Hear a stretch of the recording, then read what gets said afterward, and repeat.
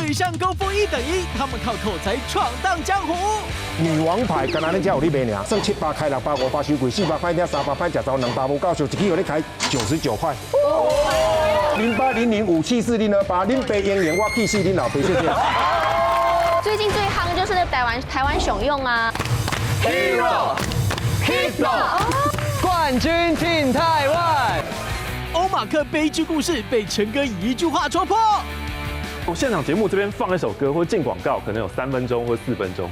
我是不是可以跑到隔壁的录音室，然后在那边也放一首歌，然后录一首歌，然后这样我就可以两边用同样的时间做完2个节目。然后那个录音间的门槛比较低。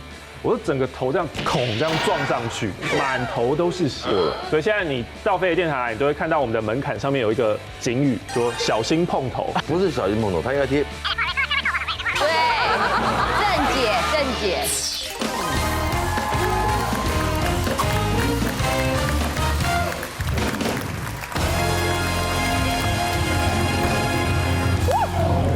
欢迎收看《女王大人》。哇，你们好。陈哥，你常常说要找贾静雯来代班，如果我真的离开女王大人，我还可以做什么其他的职业啊？哎呦，这都是节目上在做效果，开玩笑的啦。陈哥，哦，这几年待在你身边，我觉得我的口才进步不少。哦，所以你觉得我的下一份工作要做什么比较好？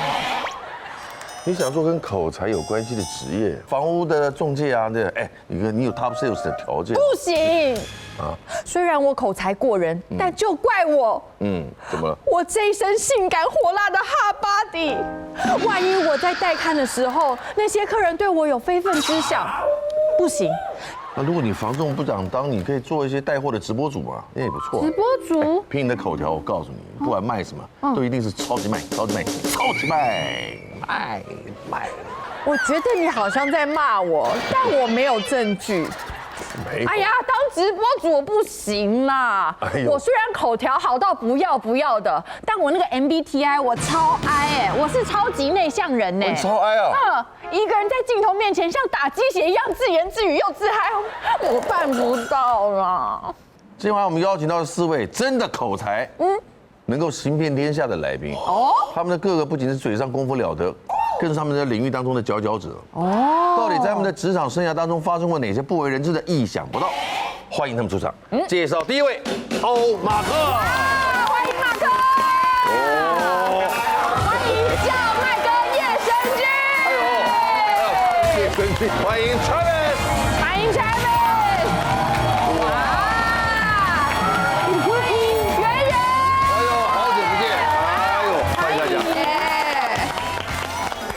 我想这4位出来，应该大家都蛮熟悉的吧？对。哦，只有对这位应该是球员就不是球员的这一位。哦，在场上那个拿了麦克风叫大家一起来配合的那个就是你啊？对，其中一位。你这是中气非常足哎。还可以。要带动全场啊，几万人呢。对吧？对。你有跟去日本吗？我有去。多好的一个孩子啊！你是见证历史的人呢。对呀。这个让你讲一辈子。对。欧马克帮金钟金马配音又怎么样？厉害！对，陈哥，我也在现场了。你也有在那个日本呢？对，我也在东京巨蛋现场。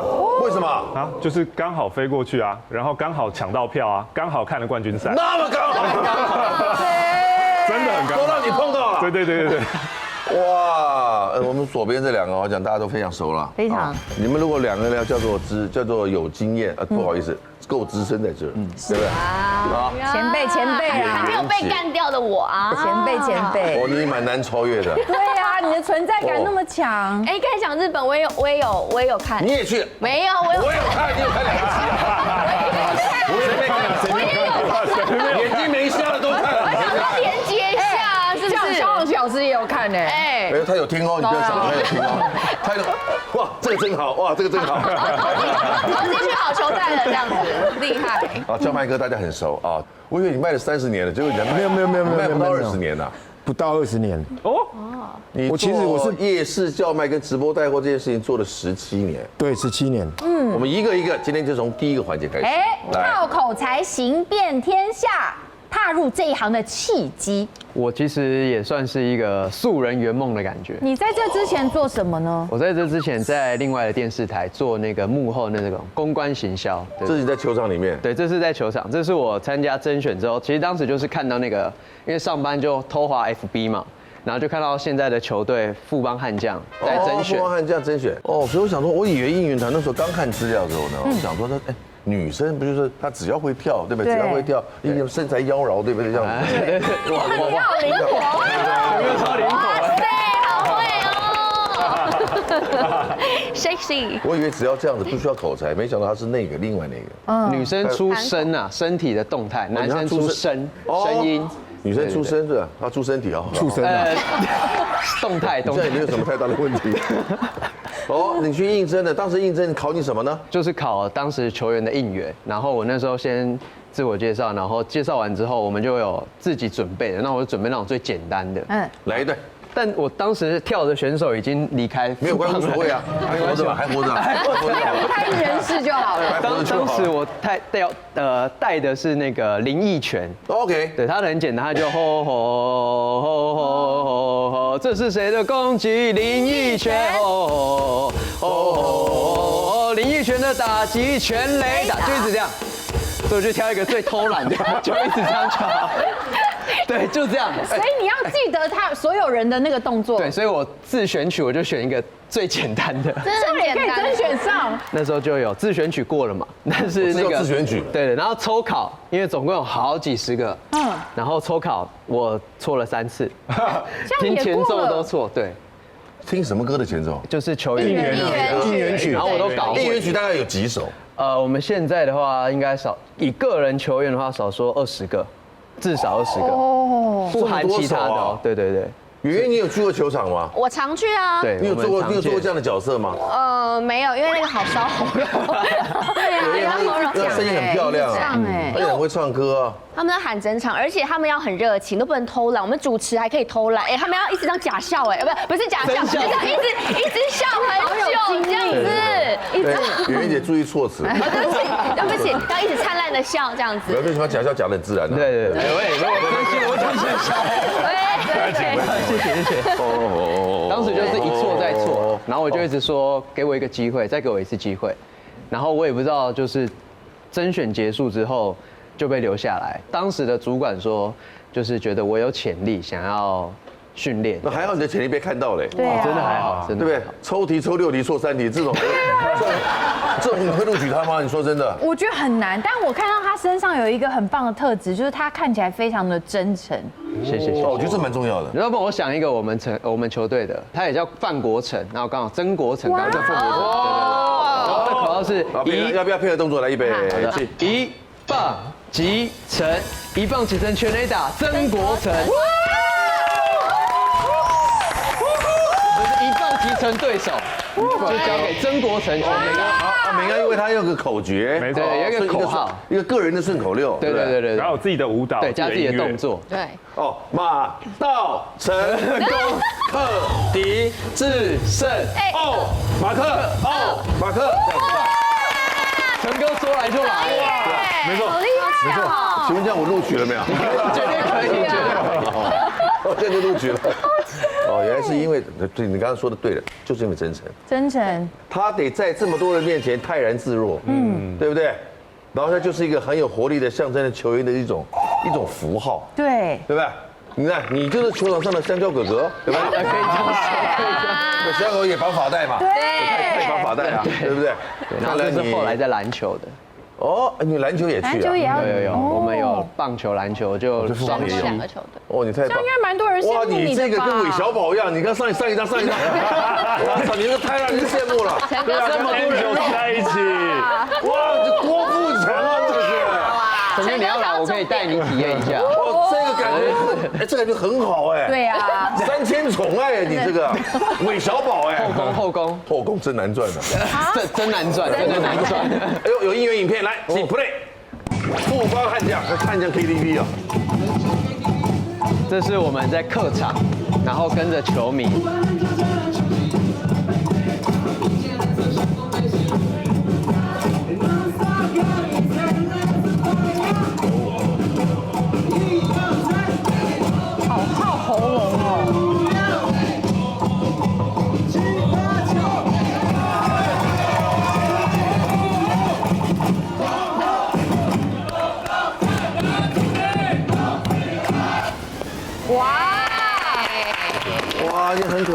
你就是救国团的那个带动的嘛，类似。最近最夯就是那个台湾熊用啊，就全台湾都在唱的那个，那个厉害，我觉得 Hido 那个啊。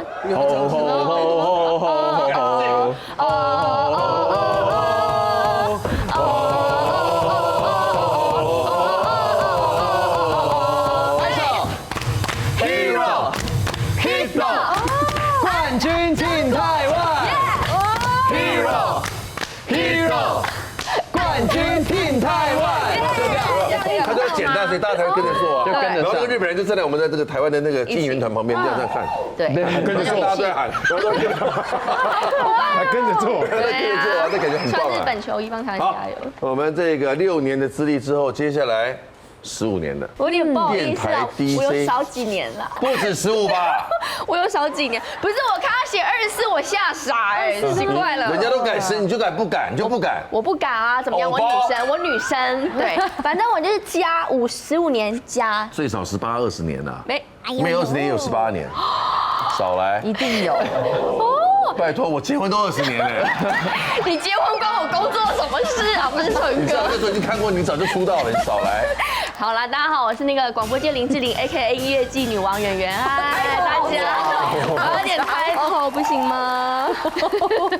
我拳头硬了，快点，快点，快点。哎，我刚刚我很顺，我人生就是一个顺。你知道我怎么踏入的吗？我那时候还没有大学，我才高中，然后突然哪一天，就是那一天就风很大，然后飘来一张报纸，然后那报纸呢，飘来一张报纸，真的啦，我说真的，我们现在讲的是自己的成长故事，不是中国民间故事，也不是灵异故事，是真的这样。飘来一张报纸，对，飘来一张报纸。你看到什么？就看到一个分类广告，就是那种黑白那种分类广告。黑白的哦，对不对？对。还有显考什么什么，有没有？不是，没有。然后上面就突然，我那时候还吃早餐，飘来报纸，然后就写应征节目主持人。我真的没有来骗你们。哪个单位？它是一个算是你知道现在很多电台，他们有那种承包的公司，制作公司。然后那个节目是那个制作公司做的，然后我就觉得，看到他，我就觉得是我的，那是我的，那是我的。有个声音告诉我说我要打电话过去，这样，然后我就打电话去，然后就刚好接到的是那个老板。然后那老板就觉得说，我的口条真的刚好，真的很刚好，我应对能力啊，或我音质等等，他很喜欢，那我就直接去上班。然后我那时候觉得直接上班，真的，他跟我讲就靠一通电话直接上班，一通电话，所以我说我人生太顺畅了，就是一通电话我就去上班，也没有任何 audition， 什么都没有。你没有怀疑他是做黑的吗？对啊，我有。可是那时候我就想说，那我去公司看看。我那时候还叫我爸妈陪我去那公司看，结果就是堂堂正正、货真价实的生意，就是一个正当的公司，正派经营。对，正派经营。然后那时候他们的节目有电台节目，还有一些活动。然后我呢，因为我刚开始我根本对电台没有认知嘛，然后我就先进去跟他们做活动。然后我记得那时候他们在假日都有办那种联谊活动，就是那种男生女生交朋友联谊活动啊，连带请一些歌手或什么的。然后我就这样子我那时候算童工吧，对不对？我那时候才高中就开始主持活动了，对，16、17岁而已。对，他17左右。然后你那种大方的态度跟那个你那个台风是怎么来的？我不知道可能从小演讲比赛什么这一类的吗？就过年的时候我都会跑到中间去，然后去跳舞给亲戚看，然后要红包那种的。对，所以你高中的时候应该也是学校的风云人物了。我觉得应该是，因为我学音乐的，我主修双簧管，副修钢琴啊。主修双簧管，副修钢琴。我是古典音乐底的，只是看不出来好吗？你也知道看不出来。我知道啊。可是你在主持的时候都没有展现这一面，那不适合我，我比较适合嗨一点的，我气质不够啦，所以我自己知道。这种反差很吸引人，会吹又会弹，很棒哎。我想跟你聊天哦，巴宇，真棒。真的？对。我们可以到那里去。其实我也想跟他们2个聊，我想跟他们3个好好聊聊。我想跟这种提供情绪价值的人聊天哦。提供情绪价值。对，然后反正我就从活动开始做完之后，然后我就开始进入到那个电台的节目里面。我第一次发声，那时候我记得是17.5岁。我是成为17.5岁，应该是最年轻的主持人了。我是那时候有个新闻出来，就是我是全台湾最年轻的主持人，在17.5岁。对，广播界的童星啦。呀，可以这么说嘛可以是这样。17算早，相当早哦。他每次早上起来都是妈妈说：“圆圆起床了，圆圆。”他为什么摇他？你知道吗？摇钱树，你知道吗？他每天早上起来就被爸妈摇醒的，摇醒的，太感人了。17岁开始就开始工作了，厉害。他多靓丽哦，这是他整个娇俏可人呐。对啊，这港都电台对不对？对哦，这个跟大家说一下，这个是我在大巨蛋，我是第一个站上大巨蛋主持的艺人。哇，那个这一场我身上穿的球衣是陈晨威的。上一张是今年3月的时候啊，大巨蛋那个交流赛，大巨蛋那时候读卖巨人的交流赛跟乐天那个，对，我也去。对，然后那时候我是。因为之前不是艺人主持，但是我第一个站上大巨蛋主持的艺人，这样我觉得很值得说嘴，真的。对呀，我也觉得。有点骄傲啊。那这个呢？哦，这是在马来西亚槟城主持的篮球活动。跟你什么关系啊？你去马来西亚主持篮球？你不知道我现在前进东南亚了吗？好厉害哦！就是我现在大陆跟东南亚都有主持的邀约哦，然后这就是我平常演员的日常啦，就是一堆的音乐节，这样每个周末都是这种音乐节，就很多这样。你整个人跟调色盘一样。对，每一张都调色。你是一个无法低调的人，对不对？对，完全无法。真的，我就大写的伊人呐，然后这是黄色小鸭，然后左边那个是大陆的谭健次。你那衣服怎么来的？哦，这个是气球装，这个很特别，这个是那个高雄黄色小鸭，你们知道吗？然后我身上那个是气球装，用气球做成的衣服。它是真的会破的吗？是会破的，所以我整场哦，我那时候从有皮裤也不会破的吗？因为有的它可能有加强或是什么的，可能材质不是真的气球或什么。哦。所以我那时候整天我都是站着，我没有办法坐。哦，对，它一做就会破掉，你就要怕它破掉。这个饭不是每个人都能吃，对啊，会消吗？你还能这样子穿在轻松，他得蹬个高跟鞋，对，就这样，你知道吗？然后不能上厕所这样。这样子那一天活动多久？大概快5个小时，大概5个小时。然后结束之后就住院了嘛，对吧？肾就有问题，这样要毒症。你是真能撑啊，我觉得对，真的能是。吃苦。你真的我说实在是。闹归闹啊，心里是佩服你，很令人佩服，难能可贵。I love you， 强哥。我才真正提供情绪价值。对，先不要，不要聊。你不要乱指，小黄间在那儿，不要指错了。哦，马克，24年，对，怎么结的缘？也是我小时候就非常喜欢听广播，是，然后可是那个时候刚好是政策开始，有开始想要让更多素人去参加变成广播 DJ。第1年开放的时候我才17岁，所以还没有资格。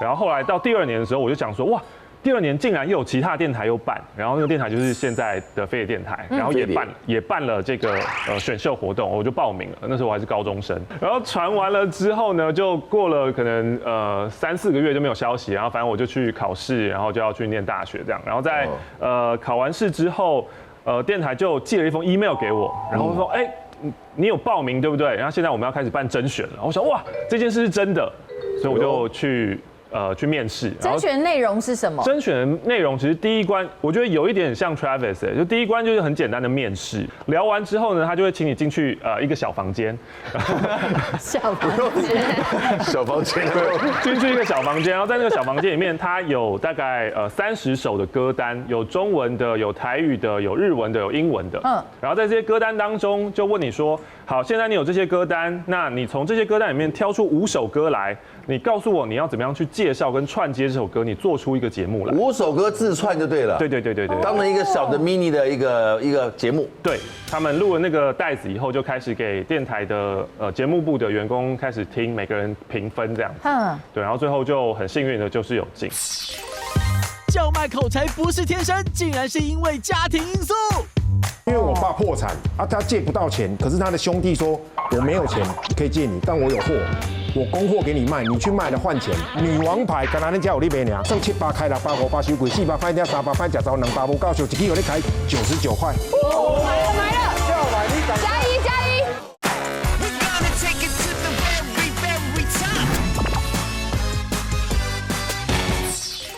那一场报名好像有700多个人，哇！要录取几个？最后录取了6个人。哇！可是，在一开始聊天的时候，拍手，700个才只取6个，哎呦我的天哪！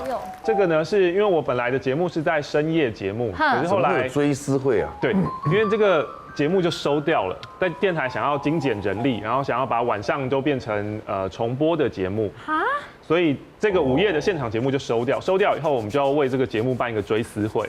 现在我们每年都还会做了几年？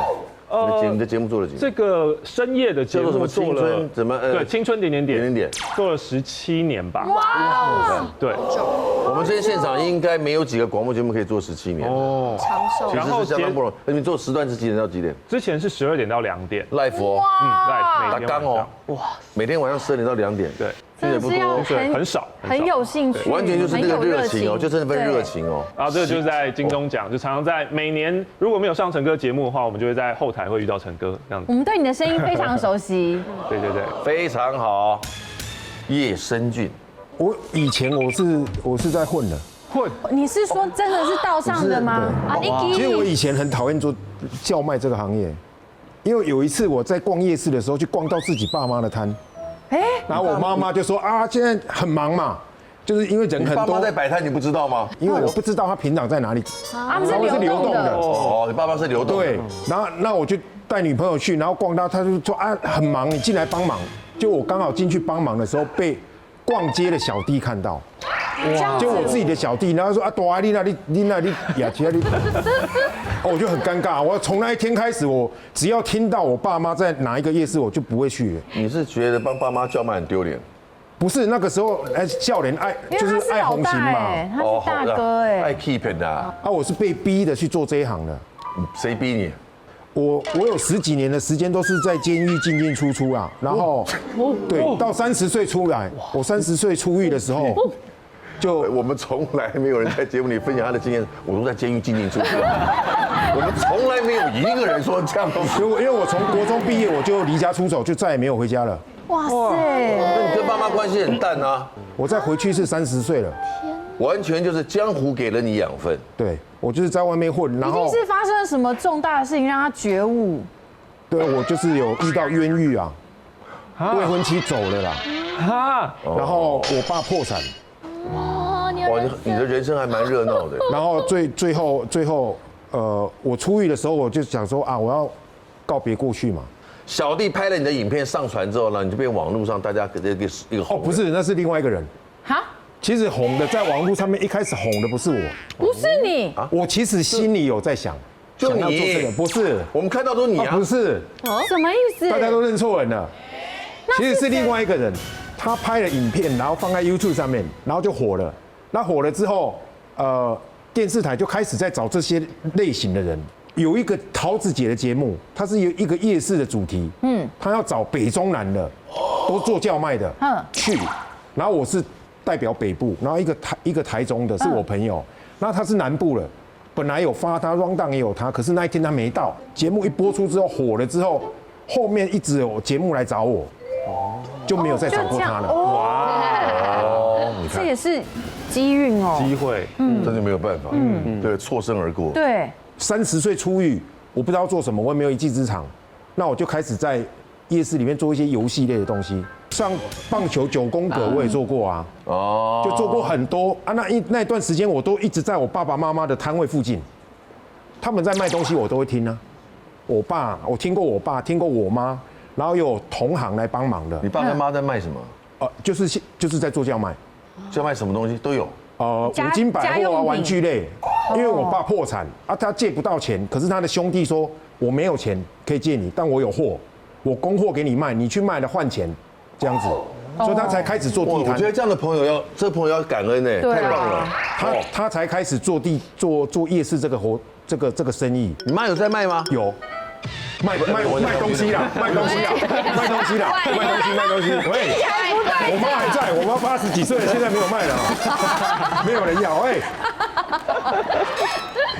因为我妈生意不好，对，不行。我说你妈也有在卖，不好意思得罪了。我妈卖菜刀在台湾很有名哦，对，非常有名。她怎么卖？我在金钟奖表演那一段菜刀就是我妈教我的。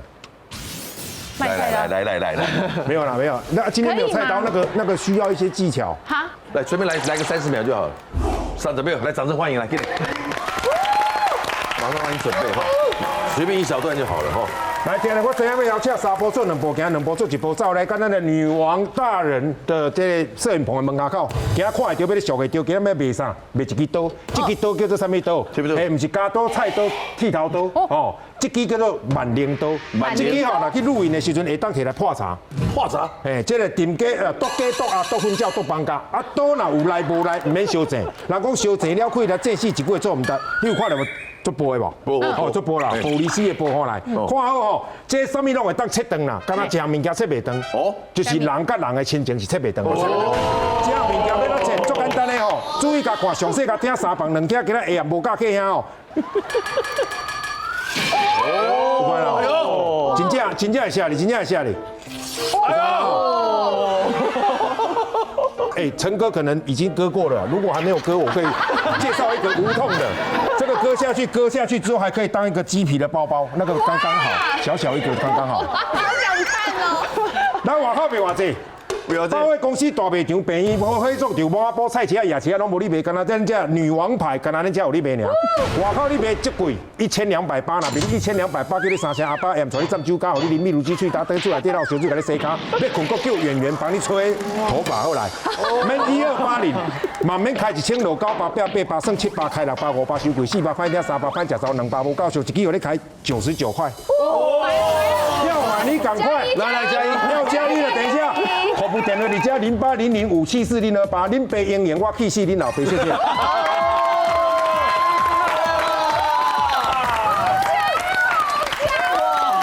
好想买，买了。好想买。它这个是有大概超过30组以上的顺口溜组合在一起，厉不厉害？你只要用国语卖，它也没那么溜，它用台语卖啊，对不对？对啊，因为它用我都想好了，都是用台语的。台语的谐音梗啊，这些人是从小就在练的，太精彩了。哎，你只卖这个会不会太可惜了啊？有什么都上来没关系。哇，什么都可以，是不是？哎，陈哥你干嘛？找东西啊！欧马克悲剧故事被陈哥以一句话戳破。我现场节目这边放一首歌或进广告，可能有3分钟或4分钟。我是不是可以跑到隔壁的录音室，然后在那边也放一首歌，然后录一首歌，然后这样我就可以两边用同样的时间做完2个节目。然后那个录音间的门槛比较低，我就整个头这样孔这样撞上去，满头都是血。所以现在你到飞碟电台来，你就会看到我们的门槛上面有一个警语，说小心碰头。不是小心碰头，它应该贴。对，正解。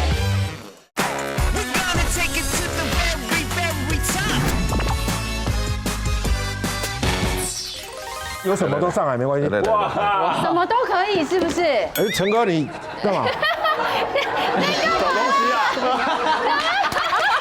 陈哥要没有什么都来，我用最短的速度把它全部讲完。你是全部一起摆出来吗？全部一次我们一套好不好？哎呦，一套好不好？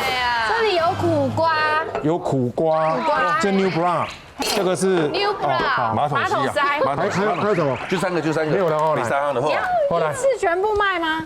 刚刚8玉开场有讲说，现在是不是工作不好找？对啊。我跟你讲，嫁为人妇，你也不能这样子啦。你怎么知道？你还是要打扮一下啦。我要打扮一下。这个抠龟啦哦，抠龟破龙虾龙你吃来嘛？对。其实它是维生素 C 之王。哦，真的吗？这有你吃了人水花大蕊吼，你就逐工装水水，等恁翁倒来厝内底发薪水。啊无，人爱装哦水水，唔通规工伫厝内底乌甲亲像鬼，你知啦哦？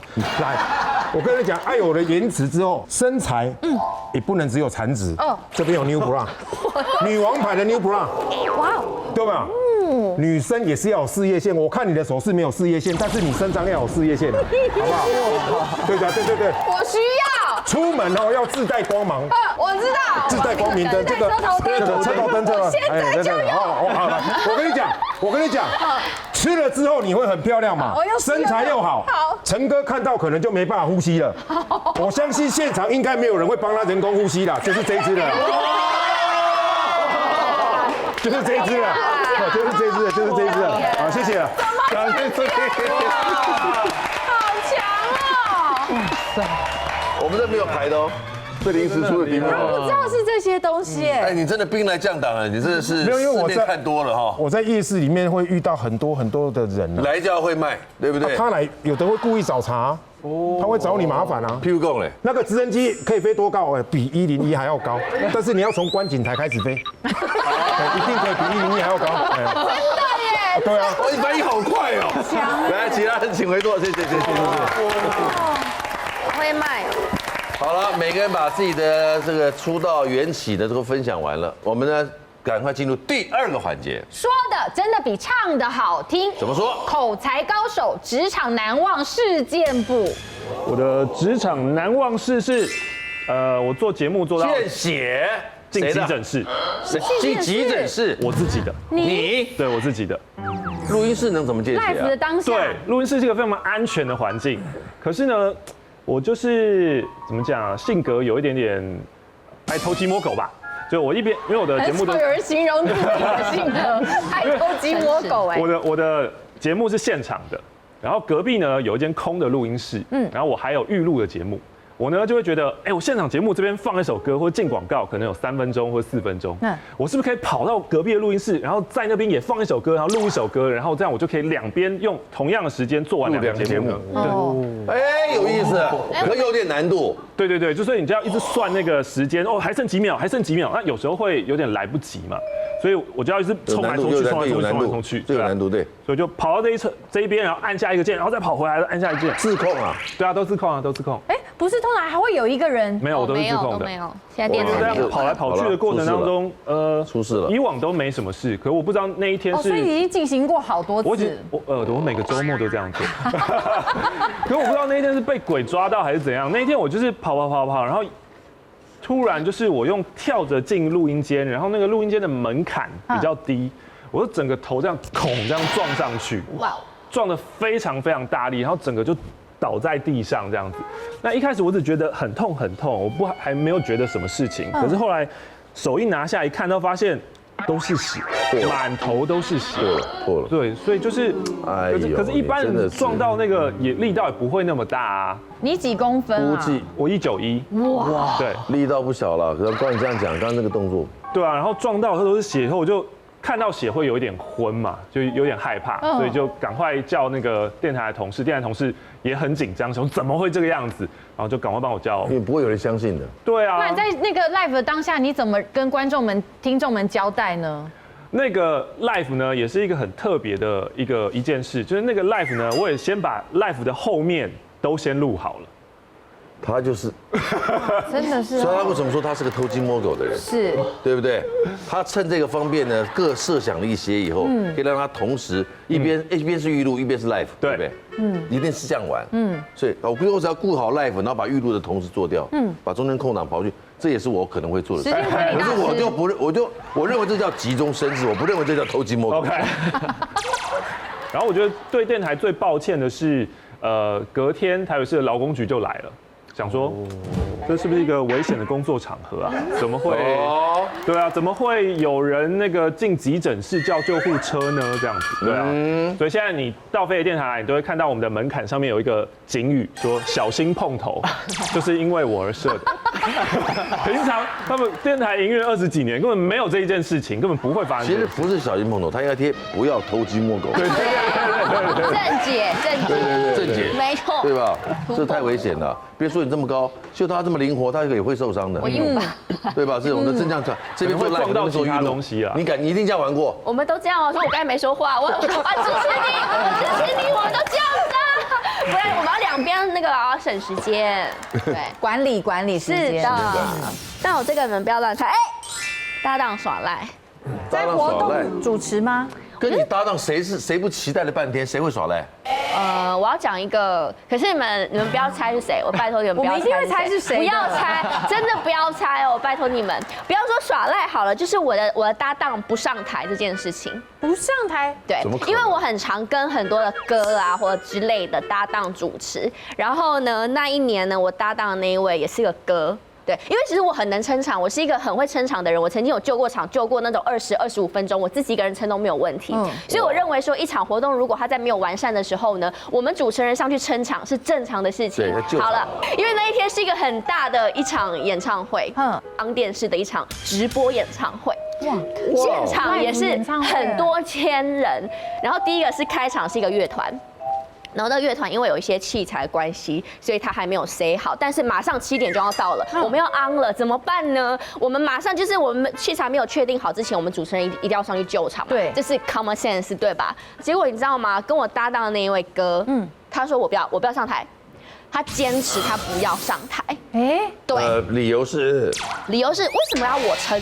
就他理由是说为什么他要上去撑这15分钟的时间，然后我有点傻眼说，你是我认识的歌吗？你为什么不上去撑？这不就是正常的吗？然后大家在那边焦头烂额，马上7点就要到了，我们不能开天窗啊！然后大家都来跟他讲或干嘛之类，他不上就不上。东京巨蛋热血应援，8玉却一秒歪楼。在东京巨蛋，它的限制是超过10点，我们就不可以演奏乐器，然后就硬唱，然后唱到后来。就已经唱到有高音的地方，啦啦啦啦啦啦啦啦，然后我就闭嘴，然后消音。那你怎么去保养你的声音？那这时候问的是要接制度的。我以为是不是？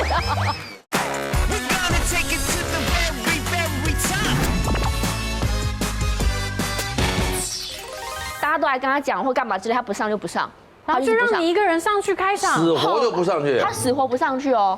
然后我就7点一到，我就在那边准备，我就上台，然后我就自己开场。然后因为呢，那个城市我其实有点熟，我常主持那个活动，所以我那几分钟，我除了 open 之外，我把他们近期来办了什么样的活动，然后包括了那个城市他们的市政满意度，然后包括了一切，就是我功课是做的非常足的一个人。对，所以我一个人就是把那个场撑完了。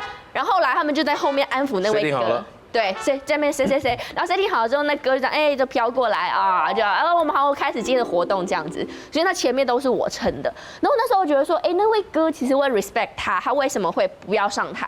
那我想说，那应该就是一个排场吗？还是这边他是大明星啊，觉得我怎么会要帮这个做这件事情？对，是不是一种排场的感觉？对，我就不懂为什么主持人这件事情他不愿意做。好，反正那我就讲说，好吧，那就是可能就这么一次，他刚好那一天可能心情不好，大姨妈来或干嘛之类的，好，那就算了。结果后来你知道吗？我同年在第2场活动，我又跟这位哥一起搭档主持，他老人家又不给我上台，也是因为要撑场吗？这一场有点比较特别，是因为呢，主办这个演唱会，它也是一个大型的演唱会，然后卡司什么也都很好，但有个问题就是。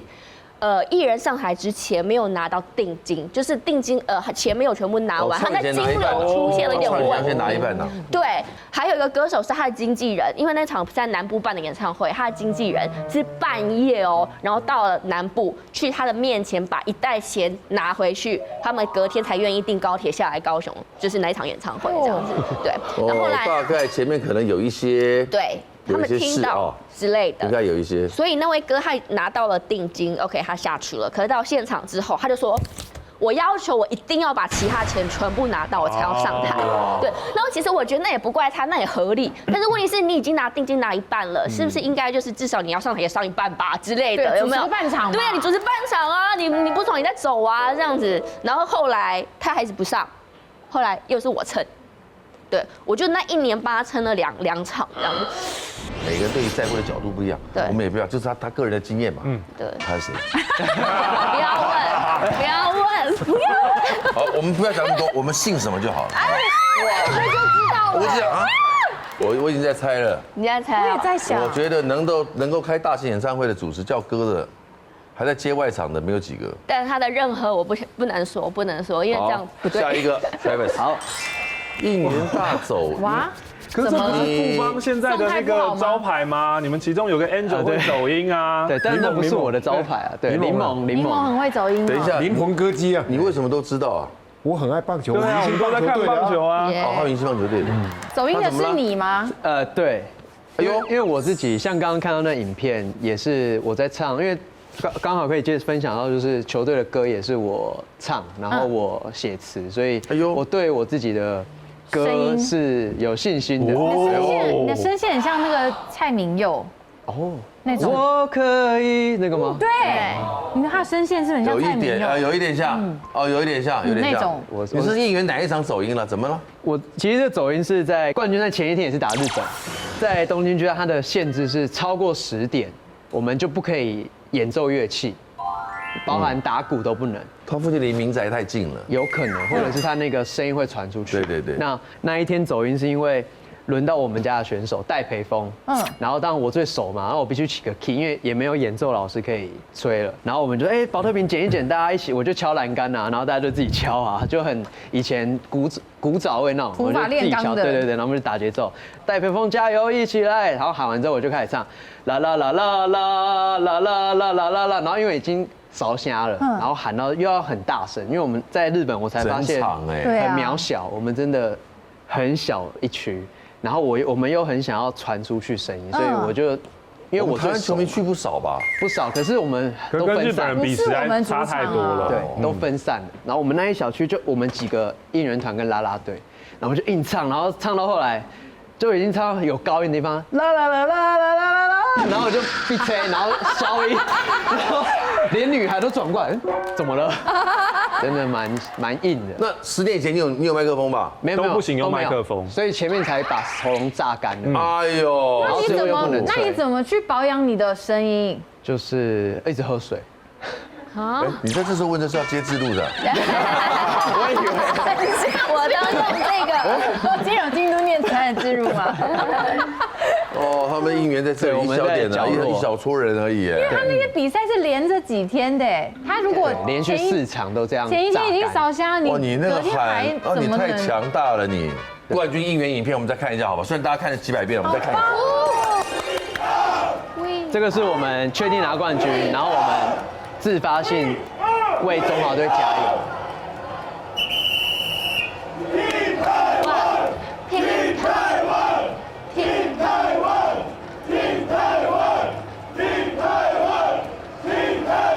真的是左外野，然后没有音乐了嘛，我们就只能自己唱，啦啦啦啦啦啦这样。台湾最强！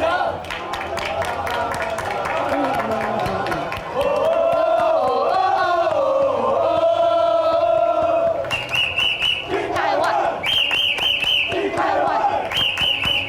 台湾。人声唱这样，好热血哦！好，很感动，很感动。叫卖纠纷超荒谬，过年上警局都是因为他。有一段时间很常介绍一只青蛙，连去到大陆，大陆人都问我我有没有带青蛙。好，然后好，这个美国回来这华侨他就喊了1500块，收钱的时候，收不到钱，我助手要把赠品拿回来，对，也合理啊。对啊，他不愿意，他说你们是诈骗集团啊，警察就来了，大年初1晚上，就为了那只会吹到死的青蛙，哇，这很触眉头哎。对啊。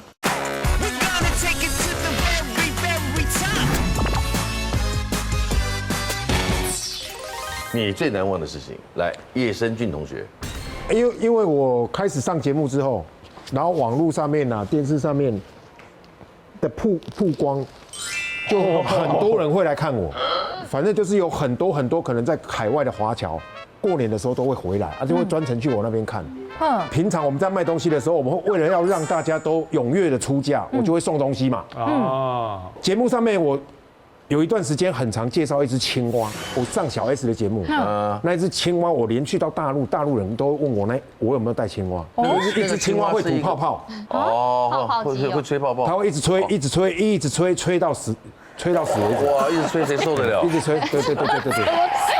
那个，因为我讲了，送给女孩子很好玩，情人节带情人节吃完大餐吃完要干嘛？就一直吹。不是啊，吃完大餐要牵小手，带去 hotel 里头，准备要发射蝌蚪，然后拿起来，能让它慢慢吹，一边吹好一边讲，吹1个泡泡代表爱你1次，吹2个泡泡代表爱你2次，吹很多泡泡代表爱你1生1世。哇，有没有很感动？很感动。感动，对啊，这一支泡泡机很红。我的徒弟刚好在介绍电子琴，然后就说你只要出价，我就送你这个泡泡机嘛，然后好，这个美国回来这华侨他就喊了1500块，因为平常我们1500就卖了，他已经出价1500了，那我们一定还会问看看有没有其他人要买嘛，他说假设问到陈哥说要拿2000啊，这样子，好，那2000块好了，那过年大家口袋有一点嘛，因为大家都有钱啊，因为他虽然陈哥喊2000的，可是我1500就可以卖，所以我会同时间2个都卖。可以啊。我说好了，2000不用了，来，1人1台，拿回去栽培小朋友，让他变成周杰伦，不要让他在夜市卖黑轮。好来，然后就一人一台。结果我们的助手要去收钱的时候，收不到钱，为什么？就开始在那边争执了。为什么？争执什么？不是都买到了吗？就争执，因为他不买了，然后我就看到有状况，我就过去了。我说为什么什么事情？他说没有，他不买啊，我要帮你，我助手要把赠品拿回来。对，也合理啊。对啊，他不愿意，他说你们是诈骗集团，为什么送给人家的东西还可以要回去？土匪。对吗？哦，大概有喊价的给了纪念品，通常不会拿回来了，是这样。因为不是正常，你有出价，我要卖你，我才会送你嘛。哦，卖才会送，哦，是这样子哦，对吧？不然你不可能去，不是有喊价就送，不是哦，有喊价我不能卖你，那我心甘情愿。我心甘情愿送你，可是你已经出价了，那每一个人都这样子，每一个人都在那边乱喊，我那些东西早就送完了。对啊，也对是嘛？我就跟他讲，他说可是你不能这样子啊。我说那你不想买，你为什么要出价？他说没有啊，我现在觉得那个没有价值啊，那边喊2000，你就卖2000。我说没有，我平常就卖1500，然后就在那边争执了。他说你是诈骗集团，我说我怀疑你才是诈骗集团，你拿了我的东西不还我嘛，然后又不买，然后他说他要报警。我说好，那你报警。那警察就来了。大年初1晚上，哇，这很触眉头哎。对啊，来了，警察来了之后啊，你这个是消费纠纷，你们2个私下和解讲一讲就好了，又没什么。他就说你是不是有拿钱？你有收黑钱？你是不是有拿红包？你们有勾结对不对？就一直指着那个警察骂。哇，坏。这个骂到那个警察受不了，说你这里不是美国，这里是台湾，台湾警察没有办法让你用手指指着鼻子这样骂。全部都带回去，就为了那只会吹到死的青蛙，他要告我，所以现场的人就说他们要去做举证这样子，就有一些人跟我回去警察他的粉丝啊，对，你看像1个晚就不能做生意了，对啊，对不对？就是大年初1的时候，你看，很闹就偷袭了。今天要谈的都是这个出一张嘴，靠口才，靠一张嘴来生活的行业。这样的行业已经渗透到生活的方方面面了。但是无论在哪个行业，会说话都是与人沟通的一个重要的武器。没错，会讲话真的是一件非常幸福的事情。请相信我，这是我过了40岁最大的体悟。但我相信你们应该都知道了，应该都感觉到了。谢谢你们的口才，造就了你们的人生丰富而多彩多姿。我再谢谢祝福你们，谢谢你们的分享。女王大人，下次再见 ，See you， 拜拜。